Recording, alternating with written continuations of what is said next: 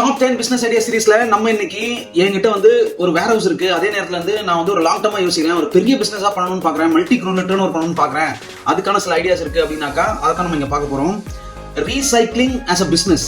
Number 1, PVC pipes recycling. PVC pipe வேஸ்ட்ங்கிறது எல்லா இடத்துலயும் பரவலா இருக்கு. இந்த பிவிசி பைப்ஸ் நீங்க கலெக்ட் பண்ணி ரீசைக்கிள் பண்ணீங்க அப்படின்னாக்கா ஒரு நல்ல ஆப்ஷன்.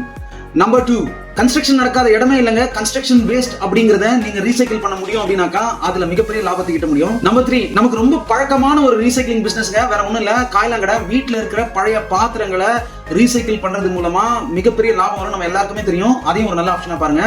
நம்பர் 4, கிளாஸ் ரீசைக்கிளிங் ஒரு நல்ல ஆப்ஷன். கிளாஸ் ரீசைக்கிள் பண்ணலாம், அப்சைக்கிள் பண்ணலாம், இல்ல கிராஸ் செல் பண்ணலாம். நம்பர் 5, இப்படி தூக்கி போடுற மேட்ரஸையும் ஃபோமையும் வச்சு ரீசைக்கிள் பண்ணி இன்னும் சில ப்ராடக்ட்ஸ் பண்ண முடியும். Number 6, textile recycling as a business highly profitable. Number 7, E waste அப்படின்னு சொல்லக்கூடிய எலக்ட்ரானிக் வேஸ்ட்டை ரீசைக்கிள் பண்றது மூலமா